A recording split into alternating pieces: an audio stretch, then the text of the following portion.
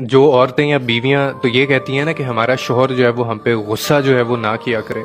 تو میں آپ کو ایک بات بتاؤں کہ اگر آپ کی یہ خواہش ہے تو اس کا مطلب ہے کہ آپ اللہ کی ایک نعمت سے محروم ہونا چاہتی ہیں۔ اور ایک بات ہمیشہ ذہن نشین کر کے رکھیے گا کہ غلط بات پر غصہ نہ آنے کا مطلب یہ ہوتا ہے کہ آپ انتہائی نادان اور بے وقوف شخص ہیں، اور غلط بات کے اوپر غصہ آنا یا ہونا یہ ایک باشعور اور غیرت مند انسان کی نشانی ہوتی ہے، اور غصہ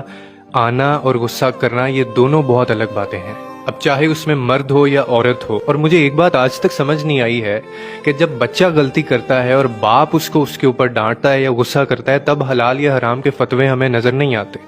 جب ہمارا باس ہمیں ڈانٹتا ہے، امپلائی غلطی کرتا ہے، تب بھی ہمیں حلال اور حرام کے فتوے یاد نہیں آتے، اور جب کوئی طلبہ غلطی کرتے ہیں اور استاد ڈانٹتا ہے یا غصہ کرتا ہے تب بھی ہمیں حلال اور حرام کے فتوے نظر نہیں آتے۔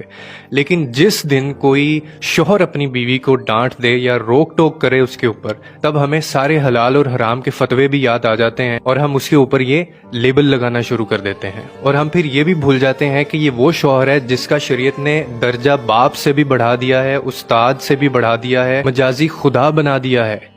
یعنی سجدہ کرنے کا حکم دے دیا ہے۔ اتنے بڑے بڑے درجات سے اس کو نوازا گیا ہے، اور ایسے میں ایک بیوی اٹھ کر یہ کہے کہ میرا شوہر یا میرا جو مرد ہے وہ بالکل میرے اوپر غصہ نہ کرے، تو یہ اپنا گھر اجاڑنے والی بات ہوتی ہے۔ اور پھر سب سے بڑی بات کہ بیوی کو شوہر کے تابع کر دیا گیا ہے، اور ہمیشہ یاد رکھیں کہ گھر کا سربراہ ان چیزوں کے اوپر نہیں بولے گا تو نظام بگڑ جائے گا۔ اور آخر میں یہی کہنا چاہتا ہوں کہ اللہ تعالیٰ نے مرد کی فطرت میں غصہ رکھا ہے، ایک عورت یا بیوی جتنا مرضی کوشش کر لے وہ اس غصے کو ختم نہیں کر سکتی ہے۔ اگر ایسا ہوگا تو پھر بچے بھی بگڑیں گے، نسلیں بھی بگڑیں گی، گھر کا نظام بھی بگڑے گا اور رشتے بھی بگڑیں گے۔ اسی لیے یہ خواہش مت رکھیں کہ غصہ ہی نہ کیا جائے، بلکہ یہ یاد رکھیں کہ غصہ کرنا اور غصہ آنا دونوں الگ چیزیں ہیں، اور اگر آپ یہ چاہتی ہیں تو اس کا مطلب ہے کہ آپ اللہ کی نعمت سے دور ہونا چاہتی ہیں۔